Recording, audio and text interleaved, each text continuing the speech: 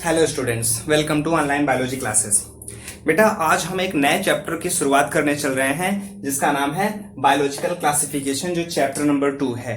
ठीक, बहुत important chapter है। इससे भी कई सारे क्वेश्चंस बेटा बोर्ड के एग्जाम में, मेडिकल के एग्जाम्स में बनते हैं। ठीक है बेटा, आज इस चैप्टर की हम शुरुआत करते हैं कि इस चैप्टर्स में क्या क्या चीजें हैं।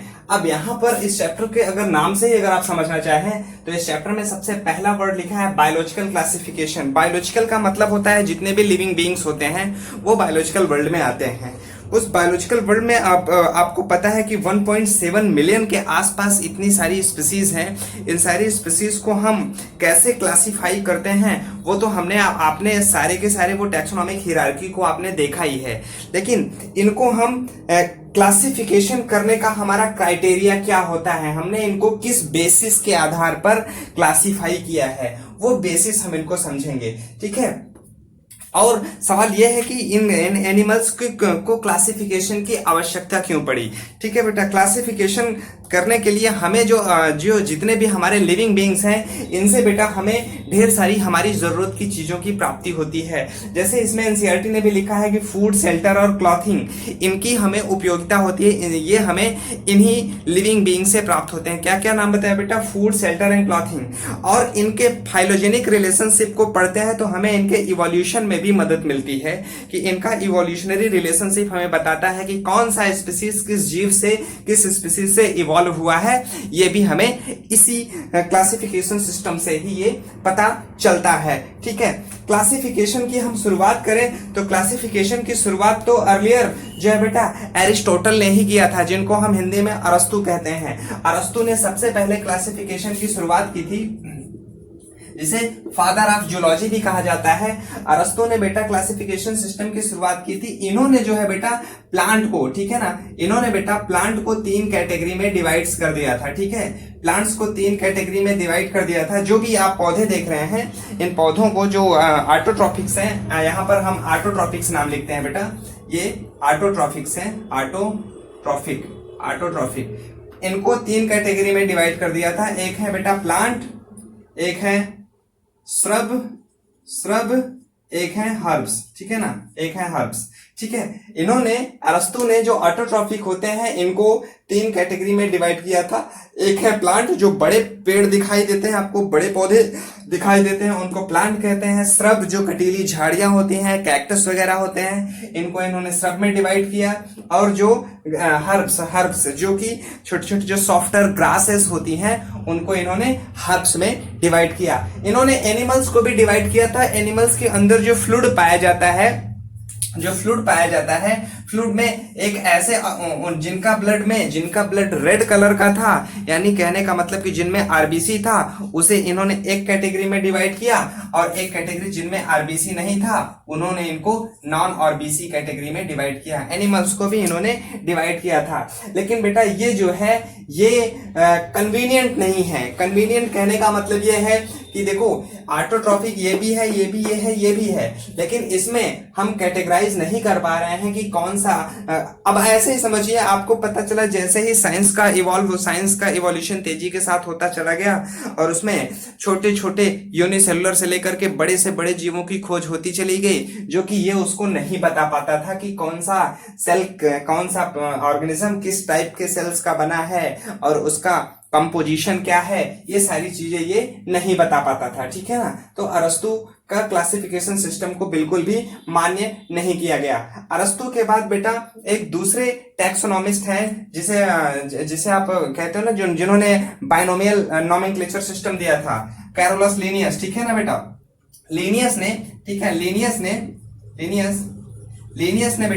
लीनियस ने क्लासिफिकेशन की शुरुआत की।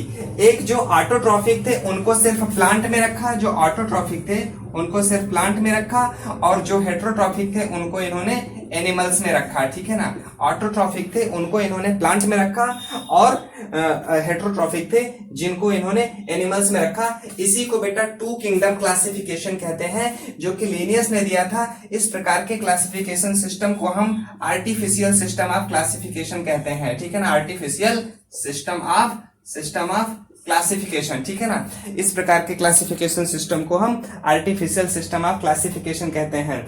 लिनियस ने प्लांट और एनिमल को तो क्लासिफाई कर दिया, लेकिन यहां पर देखिए ये जो है, ठीक है ना, ये जो है ये बताने में, ठीक है ना, प्लांटी और एनिमलिया लिखेंगे बेटा, प्लांटी एंड एनिमलिया, ठीक है ना। प्लांट को प्लांटी किंगडम में रखा, एनिमल्स को एनिमलिया किंगडम में रखा। लेकिन यहां पर ये क्लासिफिकेशन सिस्टम ये विभेद कर पाने में सक्षम नहीं था कि कौन सा ऑर्गेनिज्म में किस प्रकार की सेल्स है, यानी उसमें प्रोकैरियोटिक सेल्स है कि यूकैरियोटिक सेल्स है, ये बताने में ये कैपेबल नहीं था। और साथ ही साथ वो यूनिसेलुलर है कि मल्टीसेलुलर है, कौन फोटोसिंथेटिक है कौन नॉन फोटोसिंथेटिक है, क्योंकि पता है बेटा कि जो फंजाई होते हैं वो नॉन फोटोसिंथेटिक होते हैं, absorptive mode of nutrition show करते हैं। अभी हम बताते हैं क्या होते हैं। ये सारी चीजें इस जो टू किंगडम क्लासिफिकेशन सिस्टम है ये चीज ये बताने में समर्थ नहीं था। क्या क्या चीजें बेटा हमने आपको बताया था कि जो टू किंगडम क्लासिफिकेशन जो आर्टिफिशियल सिस्टम ऑफ क्लासिफिकेशन है जिसे लिनियस ने दिया था, ये सेल के टाइप्स को बताने में कैपेबल नहीं था, ठीक है। और ये फोटोसिंथेटिक और नॉन फोटोसिंथेटिक में विभेद कर पाने में कैपेबल नहीं था। ये मोड ऑफ न्यूट्रिशन को नहीं बता पा रहा था बेटा, ठीक है। इन सारी चीजों को ये बता पाने में कैपेबल नहीं था। हालांकि कुछ समय तक, काफी समय तक इस क्लासिफिकेशन सिस्टम को यूज किया गया, लेकिन जैसे जैसे साइंस इवॉल्व होता चला गया धीरे धीरे ये वाला क्लासिफिकेशन सिस्टम यानी टू किंगडम क्लासिफिकेशन सिस्टम नाकाफी साबित हो रहा था। क्लियर बेटा, चलो इतना आपको समझ में आए। अब जरूरत आ पड़ी जब साइंस बहुत ही तेजी के साथ जब इवॉल्व होता चला गया तो ऐसे क्लासिफिकेशन सिस्टम की जरूरत आ पड़ी जो सेल के स्ट्रक्चर को बता सके कि उसका सेल का स्ट्रक्चर कैसा है, सेल वॉल का नेचर बता सके कि सेल वॉल उसमें प्रेजेंट है कि नहीं प्रेजेंट है तो किस प्रकार का उसमें कंपोजिशन है, और न्यूट्रिशन बता सके कि उसका मोड ऑफ न्यूट्रिशन क्या है, ऑटोट्रॉफिक है हेटेरोट्रॉफिक है और कैसा है, ठीक है ना, किस प्रकार का उसमें न्यूट्रिशन है, और हैबिटेट को बता सके। ऐसे क्लासिफिकेशन सिस्टम की जरूरत आ पड़ी है, ठीक है ना। क्या क्या बता सके, जो सेल स्ट्रक्चर बता सके, नेचर ऑफ सेल वॉल बता सके, मोड ऑफ न्यूट्रिशन बता सके, हैबिटेट उसका आवास बता सके, मेथड ऑफ रिप्रोडक्शन बता सके, और साथ ही साथ इवोल्यूशनरी रिलेशनशिप को भी बता सके कि कौन से जीव से किसका जो है सिमिलरिटीज देखने को मिलती है, इवोल्यूशन को भी बता सके, ठीक है। इन सारे ऐसे क्लासिफिकेशन सिस्टम की जरूरत आन पड़ी है जो ये सारी चीजों को समझा सके, ठीक है बेटा। इतना सब कुछ होने के बाद, ठीक है ना, इतना सब कुछ होने के बाद बेटा फिर क्या हुआ, अर्लियर क्लासिफिकेशन सिस्टम में ये बताया गया, अर्लियर क्लासिफिकेशन सिस्टम भी आया था जिसमें बेटा क्या कहा गया था कि जो है बेटा जो एक काम करते हैं इसको मिटाते हैं, ठीक है ना, तब तक मैं पॉज करता हूं वीडियो को, इसको मिटाते हैं। हाँ, अर्लियर क्लासिफिकेशन सिस्टम में बेटा ये बताया गया कि जो बैक्टीरिया है, फंजाई है और क्या है बेटा, बैक्टीरिया है, फंजाई है, फर्न है, मॉस सब ब्रायोफाइट है बेटा, आपको पढ़ा चुके हैं, ठीक है ना। आगे आएंगे, डोंट वरी। फर्न और मॉस ये सब क्या है, फर्न है, मॉस है, जिम्नोस्पर्म है, ठीक है ना, जिम्नोस्पर्म है, टेरिडोफाइट्स है, ठीक है ना, टेरिडोफाइट्स, जिम्नोस्पर्म, टेरिडोफाइट्स, एंजियोस्पर्म, ठीक है ना, एंजियोस्पर्म। टेरिडोफाइट यहां होना चाहिए बेटा, फिर जिम्नोस्पर्म, तब बाद में एंजियोस्पर्म आता है, ठीक है ना। खैर कोई बात नहीं, आप सीक्वेंशियल पैटर्न में आगे आने वाले चैप्टर्स में आप इसको नोट करा देंगे, ठीक है। शुरुआत में क्या हुआ था बेटा कि जो अर्लियर क्लासिफिकेशन सिस्टम में ये हुआ था बेटा कि जो bacteria, fungi, fern, moss, pteridophyte, gymnosperm, angiosperm, इन सबको उठा करके एक ही किंगडम में रख दिया गया था, वो था क्या, प्लांटी, ठीक है ना। इसको उठा करके प्लांटी किंगडम में रख दिया था। क्या खासियत थी इसमें, खासियत ये थी इसमें कि इन सब में बेटा, इन सब में सेल वॉल पाया जाता था, ठीक है ना, सेल वॉल पाया जाता था। ये एक क्वालिटी होने की वजह से, सेल वॉल प्रेजेंट होने की वजह से इन सबको उठा करके एक ही किंगडम में रख दिया, किसमें, प्लांटी में। लेकिन यहां पर बेटा इसमें भी विरोधाभास तब नजर आया जब पता चला कि कुछ ये बैक्टीरिया यूनिसेलुलर होते हैं, ठीक है ना, बैक्टीरिया यूनिसेलुलर होते हैं, और साथ ही साथ कुछ एल्गी भी, जैसे यहाँ पर हमने नाम नहीं लिखा, फंजाई से पहले हमने एल्गी भी लिखना था, ठीक है ना, एल्गी भी कुछ ऐसे एल्गी होते हैं जैसे ब्लू ग्रीन एल्गी होते हैं, ये भी यूनिसेलुलर होते हैं, और इनके सेल के टाइप्स में डिफरेंट था, बात समझिएगा बेटा, हमारे कहने का मतलब है कि सेलवाल होने की वजह से आपने इसको तो प्लांटी ग्रुप में रख दिया था, प्लांटी किंगडम में तो रख दिया था, लेकिन विरोधाभास कब नजर आया? जब पता चला कि यार ये जो बैक्टीरिया है, बैक्टीरिया तो यूनिसेलुलर होता है, एल्गी भी यूनिसेलुलर होते हैं, कुछ एल्गी मल्टीसेलुलर होते हैं, और बाकी सभी जो बच रहे हैं ये सबके सब मल्टीसेलुलर होते हैं। तो इसमें थोड़ा सा मिसनॉमर क्रिएट होने लगा था कि यानी आपने प्लांटी में तो सबको उठा करके इकट्ठा सम्मिलित तो कर दिया, लेकिन प्रॉब्लम तो ये है कि अर्लियर क्लासिफिकेशन सिस्टम में ये चीज बताने में सक्षम नहीं है कि किस प्रकार का सेल्स इसमें प्रेजेंट है। सबको आपने एक में ही भर दिया है, वो तो यहां पर तो प्रॉब्लम खड़ी हो गई है ना। तो इसको भी सेपरेट करने की जरूरत आ पड़ी। जैसे यहां पर लिखा है बेटा, आप आगे बढ़ोगे, एनसीईआरटी ने बहुत ही सिंपल भाषा में लिखा है कि जैसे प्रोकैरियोट बैक्टीरिया और ब्लू ग्रीन एल्गी, ठीक है ना, बैक्टीरिया और ब्लू ग्रीन एल्गी, बैक्टीरिया और ब्लू ग्रीन एल्गी, ये दोनों के दोनों क्या है बेटा? ये दोनों के दोनों प्रोकैरियोट्स हैं, ठीक है ना, प्रोकैरियोट्स हैं। और बाकी फंजाई, फर्न, मॉस, जिम्नोस्पर्म, ये सब के सब क्या हैं? यूकैरियोट्स हैं। लेकिन प्रोकैरियोट यूकैरियोट को आपने एक में ही शामिल कर दिया, किसमें? प्लांटी, जो कि यहां पर ये गलत है, मिसनॉमर है, ठीक है ना, ये गलत है। और इसमें ये भी बताने में ये कैपेबल नहीं हो पाया कि कौन यूनिसेलुलर है, कौन मल्टीसेलुलर है, ठीक है ना। पहली चीज तो ये क्या, जो अर्लियर क्लासिफिकेशन सिस्टम में क्या कमी निकली कि ये प्रोकैरियोट और यूकैरियोट में विभेद कर पाने में सक्षम नहीं है, ठीक है ना। दूसरी चीज ये कमी निकल कर आई कि इसमें मल्टीसेलुलर और यूनिसेलुलर को भी विभेद नहीं कर पा रहा था। क्यों? क्योंकि कुछ एल्गी ऐसी होती हैं, जैसे एक एल्गी का नाम लिखा है यहाँ पर क्लोरेला, ठीक है ना, क्लोरेला जो होता है यूनिसेलुलर एल्गी होती है, ठीक है ना, यूनिसेलुलर एल्गी होती है। और एक एल्गी और है जो स्पाइरोगायरा नाम लिखा है बेटा, ठीक है ना, स्पाइरोगायरा, ये मल्टीसेलुलर होती है। अब ये यूनिसेलुलर मल्टीसेलुलर दोनों जो कि एल्गी हैं, दोनों को एक ही में से एक में ही सम्मिलित कर दिया। दोनों एल्गी हैं, क्लोरेला भी एक ग्रीन प्लांट है, ग्रीनिश है, और स्पाइरोगायरा भी ग्रीनिश है, एल्गी दोनों, लेकिन दोनों में अंतर क्या है? ये क्लोरेला जो है यूनिसेलुलर है, स्पाइरोगायरा मल्टीसेलुलर है। आपने दोनों को उठा करके किस में रख दिया? एल्गी में रख दिया, जो कि ये गलत है, ठीक है ना बेटा। हमें ऐसे क्लासिफिकेशन सिस्टम की जरूरत हो जो यूनिसेलुलर से लेकर के सीक्वेंशियल पैटर्न में आगे बढ़ सके, जिससे हमें फाइलोजेनिक रिलेशनशिप का भी पता चल सके, ठीक है ना, इवोल्यूशनरी रिलेशनशिप का भी पता चल सके। तो यहां पर ये दूसरी गलती पकड़ी गई। पहली गलती तो आपने प्रोकैरियोट यूकैरियोट को देख ही लिया है, ठीक है। और तो और अब चलो आगे बढ़ते हैं, कुछ में देखते हैं बेटा। जैसे आपने इसमें फंजाई को देखा, ठीक है ना, फंजाई को देखा। फंजाई क्या है? फंजाई किस प्रकार का न्यूट्रिशन शो करता है? फंजाई बेटा सैप्रोफिटिक न्यूट्रिशन शो करता है, यानी कि absorptive mode of nutrition show करता है। किसी डेड एंड डिकेइंग मटेरियल पे अपने आप को ग्रो करता है, वहां से कुछ एंजाइम्स को रिलीज करता है, उसको डेड एंड डिके कर देता है, फिर उसको वो एब्जॉर्ब कर लेता है। इसलिए इसको एब्जॉर्प्टिव मोड ऑफ न्यूट्रिशन या सैप्रोफिटिक कहते हैं इसको, ठीक है। ये सैप्रोफिटिक का मतलब है मृतोपजीवी, यानी मृत पदार्थों पर ये उग करके अपने आप का अपना फूड को ये अपटेक करता है। और देखो, जबकि फर्न और ये जिम्नोस्पर्म एंजियोस्पर्म में क्या है? ऑटोट्रॉफिक्स है। इसमें भी प्रॉब्लम आकर खड़ी हुई, ठीक है ना। तीसरी प्रॉब्लम आपको पता चल गई कि ये मोड ऑफ न्यूट्रिशन को भी नहीं सेपरेट कर पा रहा है, आपने इसको सब में रख दिया है, ठीक है ना। बात को थोड़ा सा अटेंटिव रहिएगा बेटा, मैंने तो यहीं पर एक जगह ही सबको लिख दिया है, हम सेपरेट नहीं कर पाएंगे। अब यहाँ पर क्या कह रहा है कि इन सबको इसने उठा करके किस में रख दिया? प्लांटी में रख दिया, प्लांटी में रख दिया। गलती हो गई। क्या गलती हो गई? कि ये चीज तो ये बताने में कैपेबल नहीं है कि प्रोकैरियोट और यूकैरियोटिक को सेपरेट नहीं कर पा रहा है, यूनिसेलुलर और मल्टीसेलुलर को सेपरेट नहीं कर पा रहा है। क्यों? क्योंकि क्लोरेला यूनिसेलुलर है, स्पाइरोगायरा मल्टीसेलुलर है, दोनों को किसमें रख दिया? एल्गी में रख दिया, ठीक है ना। बैक्टीरिया और blue green algae prokaryotic cell है, जबकि फर्न, मॉस ये सब के सब यूकैरियोटिक हैं, इसको भी प्लांट में ही रख दिया। गलती तो दो हो गई ना। तीसरी गलती क्या हुई? हम बता रहे हैं कि कुछ ऑटोट्रॉफिक्स होते हैं, कुछ हेटेरोट्रॉफिक्स होते हैं। अब यहाँ पर जो फंजाई है, फंजाई बेटा क्या है? Saprophytic mode of nutrition show कर रहा है, और बाकी जो बचे हुए प्लांट्स हैं, ये plants autotrophic mode of nutrition को शो कर रहे हैं, तब भी इनको एक में ही रख दिया है। हुआ ना गलती? गलत हो गया है यहाँ पर। फंजाई को हमें अलग करना चाहिए था और बाकी बचे हुए को हमें अलग करना चाहिए था। यहाँ पर यह भी गलती हो गई।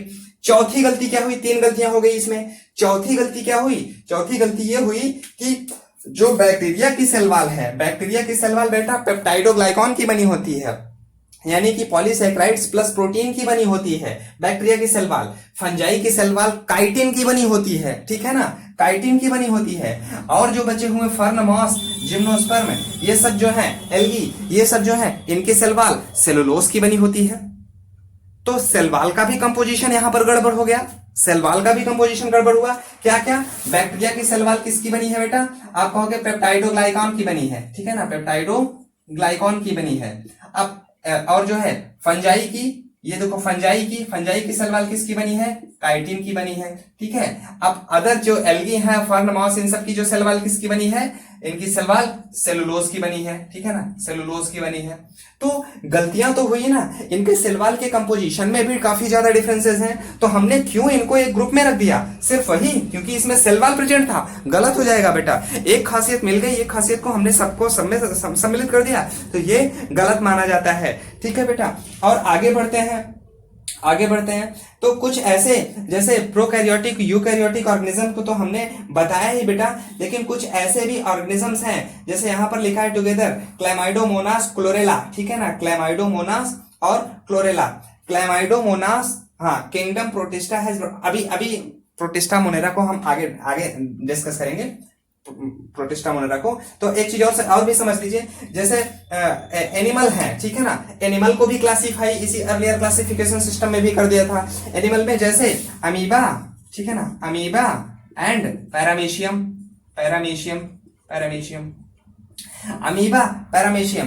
अमीबा और पैरामीशियम दोनों के दोनों यूनिसेलुलर हैं, दोनों के दोनों यूनिसेलुलर यूकैरियोटिक ऑर्गेनिजम्स हैं, लेकिन फिर भी इसको उठा करके किस में रख दिया? एनिमेलिया में रख दिया। और एनिमेलिया इनको छोड़ करके मोस्टली क्या होते हैं? मल्टीसेलुलर होते हैं। तो इनको भी तो हमें सेपरेट करने की जरूरत पड़ी है ना, क्योंकि ये यूनिसेलुलर यूकैरियोटिक है और मोस्ट ऑफ द एनिमेलिया जो है मल्टीसेलुलर होते हैं। तो इनको हमने एनिमेलिया में रखा। वजह क्या थी रखने की? कि इसमें सेल वॉल एब्सेंट है, ठीक है ना, लैक ऑफ सेल वॉल।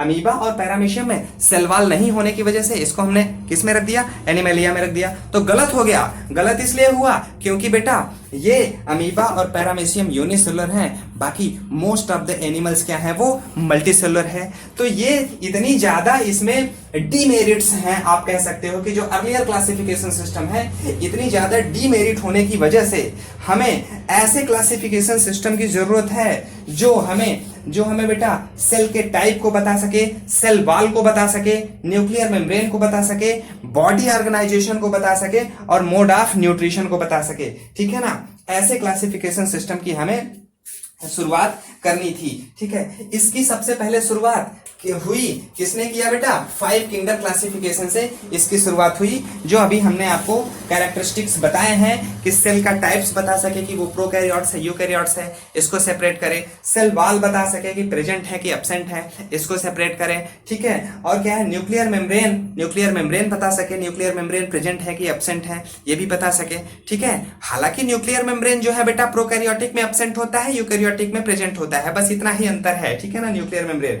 और बॉडी ऑर्गेनाइजेशन का मतलब क्या होता है? कि वो सेलुलर है, कि टिश्यू लेवल बॉडी ऑर्गेनाइजेशन है, कि ऑर्गन लेवल बॉडी ऑर्गेनाइजेशन है, या फिर organ system level body organization है, ये सब चीजें भी बता सके। और बेटा मोड ऑफ न्यूट्रिशन में ऑटोट्रॉफिक है कि हेट्रोट्रॉफिक है, हेट्रोट्रॉफिक है तो किस टाइप का है, सैप्रोफिटिक है कि पैरासिटिक है, ये सारी चीजें भी ये बता सके। हमें ऐसे क्लासिफिकेशन सिस्टम की शुरुआत करनी थी, ऐसे क्लासिफिकेशन करना था हमको, ठीक है। तो इस कड़ी में सबसे पहला नाम आता है 5 किंगडम क्लासिफिकेशन का, जिसकी शुरुआत एक टैक्सोनॉमिस्ट जिनका नाम है आर.एच. व्हिटेकर, ठीक है ना, आर.एच. व्हिटेकर 1969 में इन्होंने सबसे पहले 5 किंगडम क्लासिफिकेशन की शुरुआत की है, ठीक है बेटा।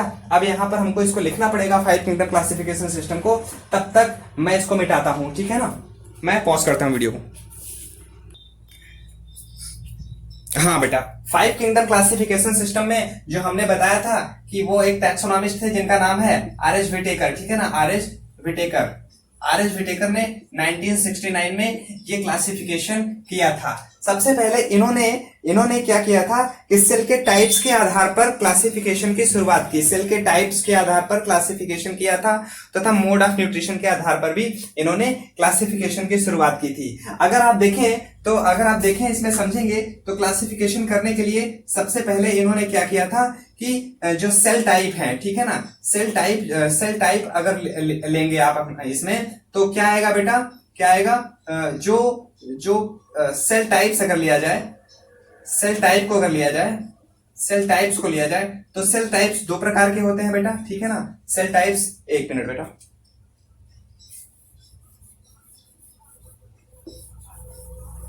हाँ, सेल टाइप्स को लेते हैं। आप कहोगे सर सेल दो प्रकार के हैं, एक है प्रोकैरियोटिक, दूसरा है यूकैरियोटिक, ठीक है ना, दूसरा है यूकैरियोटिक। अब जो प्रोकैरियोटिक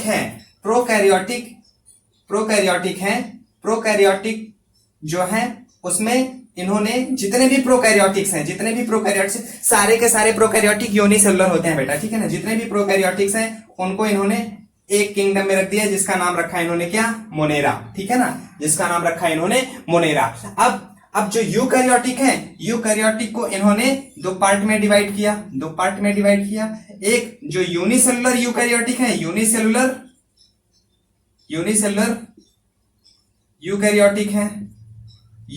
यूकैरियोटिक है, इनको इन्होंने दूसरे किंगडम में क्लासिफाई कर दिया। क्या नाम रखा, प्रोटिस्टा, ठीक है ना बेटा, प्रोटिस्टा दूसरे किंगडम में क्लासिफाई कर दिया। और जो मल्टी सेलुलर यूकैरियोटिक्स हैं, ठीक है ना, मल्टी सेलुलर यूकैरियोटिक्स दिखाई दे रहा है ना बेटा वहां कॉर्नर पे, ठीक है, हाँ, मल्टी सेलुलर यूकैरियोटिक्स है, इन्होंने इसमें दो पार्ट में डिवाइड किया। एक थे विथ सेल वॉल, एक थे विदाउट सेल वॉल, ठीक है ना, विथ सेल वॉल वाले जो थे वो आपको पता ही है, विथ सेल वॉल वाले में दो पार्ट में डिवाइड कर दिया, एक थे फंजाई, एक थे प्लांटी, ठीक है ना, एक थे फंजाई, एक थे प्लांटी। विदाउट सेल वॉल में कौन है, ये तीसरा किंगडम मिल गया, क्लासिफिकेशन किंगडम, ये चौथा मिल गया, ठीक है ना। जो विदाउट सेल वॉल वाले थे, विदाउट सेल वॉल जिनमें था, विदाउट सेल वॉल किसमें है, आप कहोगे सर एनिमेलिया में है, ठीक है ना, एनिमेलिया में है। ये पांचवा किंगडम ऑफ क्लासिफिकेशन मिल गया, ठीक है ना बेटा, विजिबल है कि नहीं है, हाँ ठीक है, विजिबल है बेटा, ठीक है ना। चलो अब आप इसको देख लीजिए, इसको समझ लीजिए कि जो आर.एच. व्हिटेकर थे उन्होंने 5 किंगडम क्लासिफिकेशन में इसको क्लासिफाई किया है। सबसे पहला है बेटा आपका मोनेरा, दूसरा प्रोटिस्टा, तीसरा फंजाई, चौथा प्लांटी, पांचवा एनिमेलिया, ठीक है ना, पांचवा एनिमेलिया। इसी चीज को आपको समझना है बेटा, ठीक है ना, इसी को आपको समझना है। देखो अब सिंपल सी भाषा में आप देखिए, जो 5 किंगडम क्लासिफिकेशन है मोनेरा में, जो यूनिसेलुलर प्रोकैरियोट्स हैं इनमें बेटा ट्रू न्यूक्लियर स्ट्रक्चर नहीं पाया जाता है, यानी कि जो न्यूक्लियर मटेरियल है वो पाए जाएंगे, वेल डिफाइंड न्यूक्लियस नहीं पाया जाता है। न्यूक्लियर मटेरियल पाए जाएंगे लेकिन वो न्यूक्लियर मेम्ब्रेन इसमें नहीं पाया जाएगा, और मेम्ब्रेन बाउंडेड ऑर्गेनल्स इसमें नहीं पाए जाएंगे। जो भी प्रोकैरियोटिक्स हैं, प्रोकैरियोटिक्स में बेटा बैक्टीरिया रखे गए हैं, ठीक है ना, और ब्लू ग्रीन एल्गी जिसे साइनोबैक्टीरिया कहते हैं वो रखे गए हैं, ठीक, क्लियर बेटा, ये चीज मोनेरा आपको क्लियर हुआ, बैक्टीरिया रखे गए हैं, मतलब कि इसका कहना, आगे तो हम डिटेल्स पढ़ेंगे, अभी सिर्फ बेसिक बता रहे हैं बेटा आपको, ठीक है ना। और उससे ज्यादा बेहतर अगर आप जानना चाहो तो ये आपकी एनसीईआरटी ने बिल्कुल साफ साफ एक टेबल बना के दिखाया बेटा।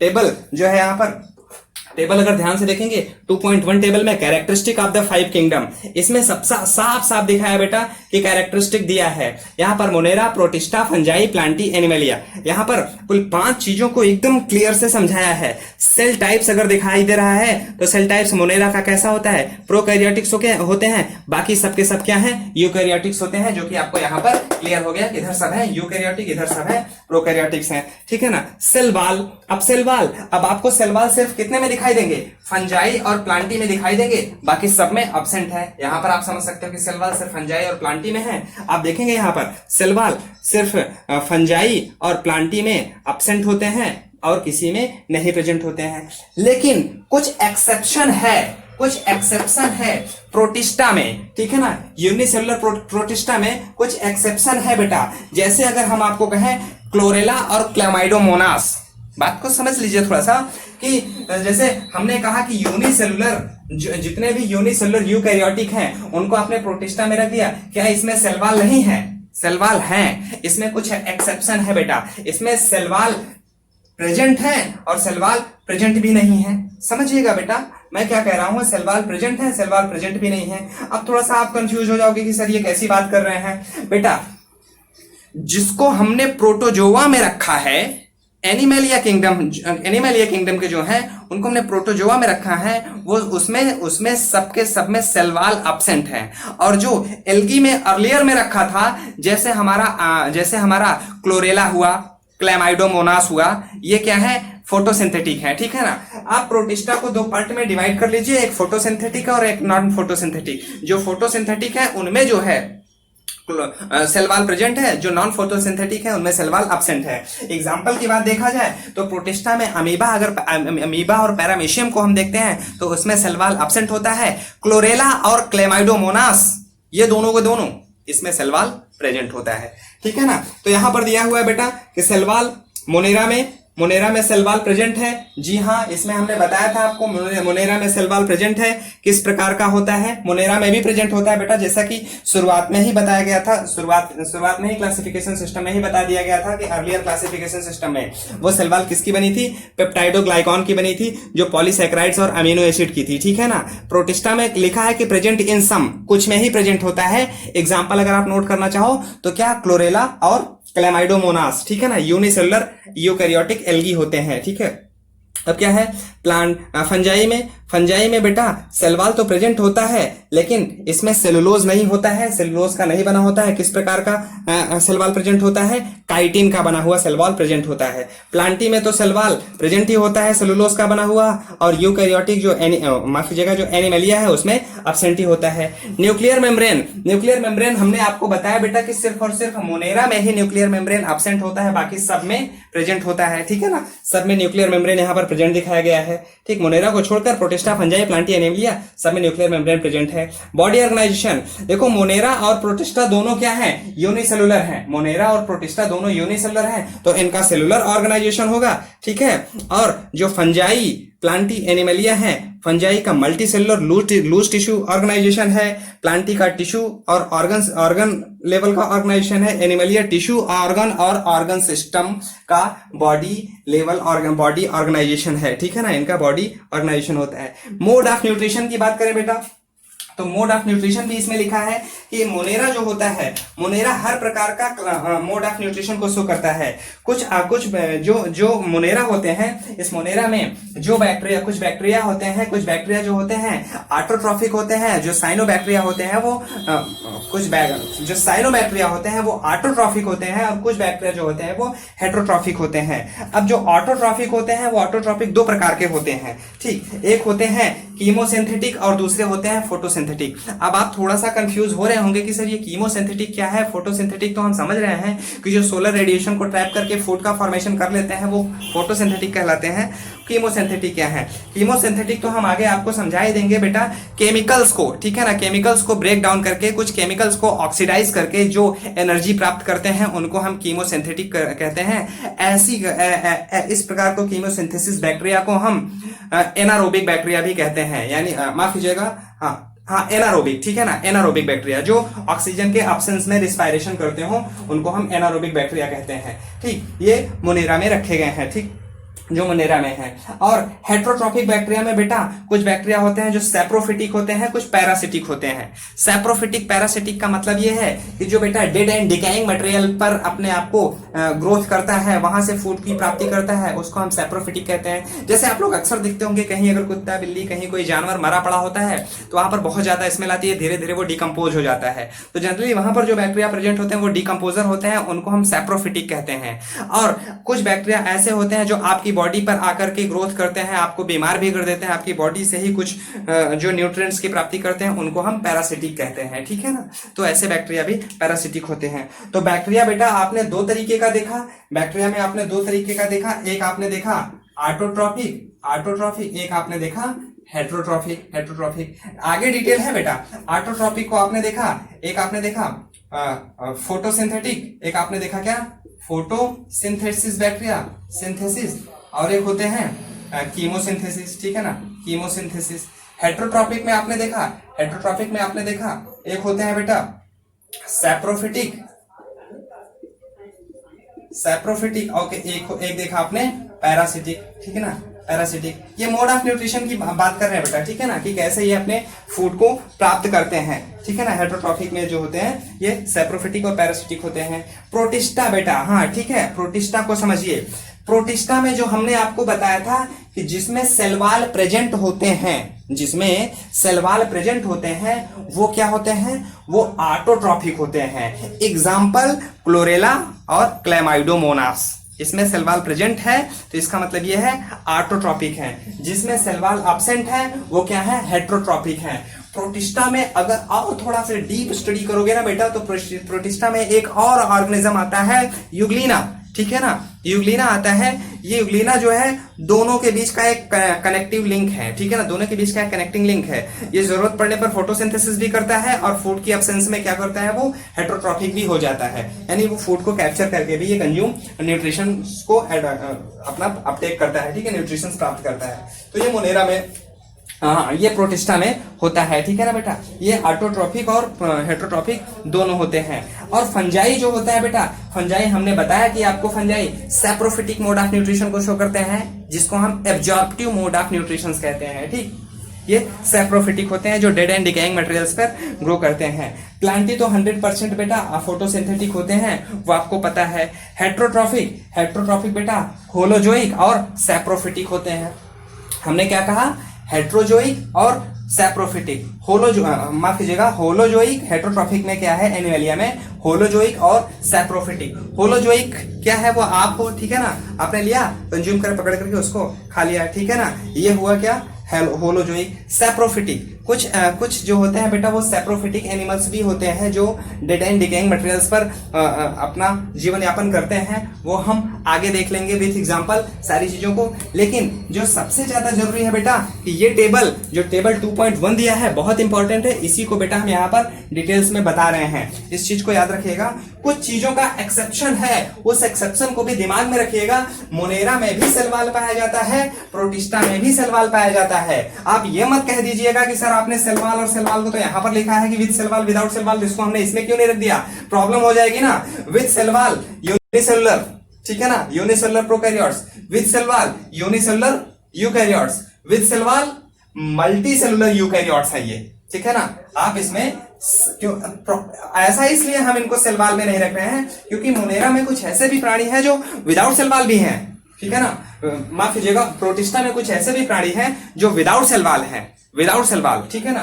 मोनेरा में तो सेल वॉल है लेकिन सेल वॉल का कंपोजिशन जो है वो डिफरेंट है। मोनेरा में जो बैक्टीरिया है उसके जो सेल वॉल है वो जो है पेप्टाइडोग्लाइकॉन के बने हैं, ठीक है ना। प्रोटिस्टा में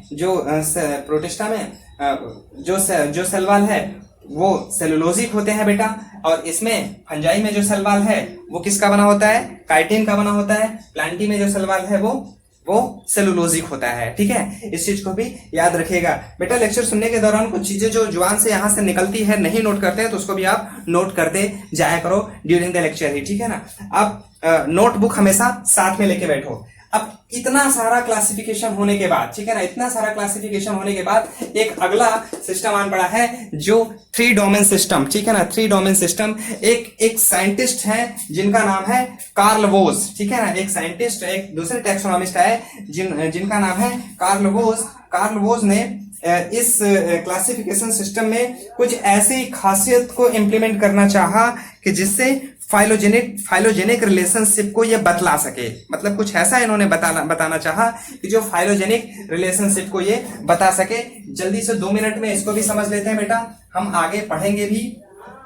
जो 3 डोमेन सिस्टम है वो क्या चीज है, ठीक है। 3 डोमेन सिस्टम को क्या कहते हैं। ये थ्री डोमेन सिस्टम किसने दिया था बेटा, याद रखिएगा, कार्ल वोज। इसको बेटा हम सिक्स किंगडम ऑफ क्लासिफिकेशन भी कहते हैं, सिक्स किंगडम ऑफ क्लासिफिकेशन भी कहते हैं, सिक्स किंगडम ऑफ क्लासिफिकेशन कहते हैं। इसमें इन्होंने क्या किया था, इसमें जो बेटा मोनेरा था ना, इस जो थ्री किंगडम क्लासिफिकेशन क्या है पहले इसको तो समझ लीजिए आप। Three kingdom three domain system, ठीक है ना, थ्री डोमेन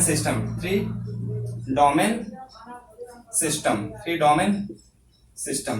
इन्होंने थ्री डोमेन सिस्टम में क्या क्या रखा है, सबसे पहला बेटा इन्होंने थ्री डोमेन सिस्टम में इन्होंने बेटा आर्किया, ठीक है ना, आर्किया,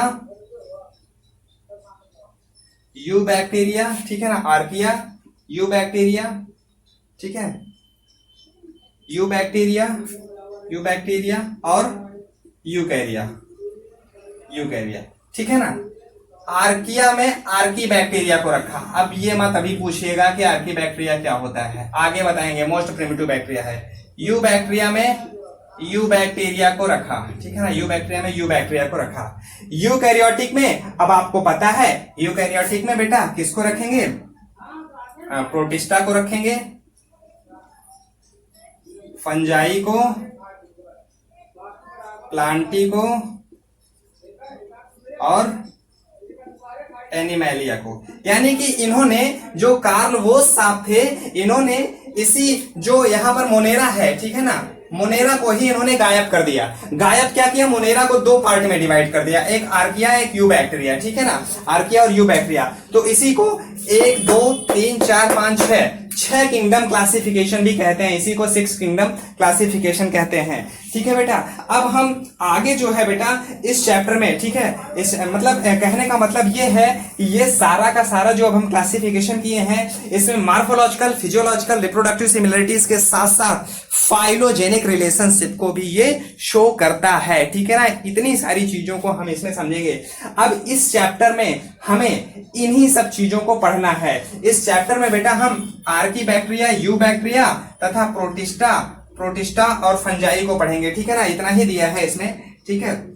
बाकी प्लांटी और एनिमैलिया को हम आगे नेक्स्ट चैप्टर्स में पढ़ेंगे, थर्ड और फोर्थ चैप्टर में हम पढ़ेंगे इसको, ठीक है। अभी आपके लिए बस आज मैं इतने पर ही इस वीडियो को, मैं लेक्चर को मैं बंद करता हूं। किंगडम मोनेरा से अब हम नेक्स्ट वीडियो में शुरुआत करते हैं। होप ये वीडियो बेटा आपको समझ में आया होगा। मैं फिर से मैं कह दे रहा हूं बेटा, अगर आप वीडियो तो लास्ट हो चुका है, आप देख भी चुके होंगे, सुन भी चुके होंगे, तो आपसे कहूंगा कि अगर आप फिर भी सुन चुके हैं तो एक बार फिर से एनसीईआरटी को उठा के पढ़ लो, फिर दोबारा सुनो इसको, ठीक है, तभी बेटा ये समझ में आएगा। क्योंकि चैप्टर को आप जितना आसान समझते हो उतना आसान होता नहीं है, आसान बनाओगे तो वो आसान बन जाएगा, ठीक है बेटा। होप ये आपको आसानी से समझ में आया होगा। पॉइंटेड चीजों को भी आप नोट करते रहो, एनसीईआरटी के भी कुछ पॉइंट्स को उठा करके नोट करो, जो यहां से मैं बोलता हूं उसको भी नोट कर लिया करो, जो वर्ड्स मैं इंपॉर्टेंट वर्ड्स बोलता हूं उसको भी नोट कर लिया करो। ये बेटा आपको आगे चल करके बोर्ड के एग्जाम में, मेडिकल के एग्जाम में बहुत ही हेल्पफुल होंगे। इससे रिलेटेड क्वेश्चन आप आसानी से कर सकते हैं, ठीक है बेटा। चलो, thank you so much and all the best.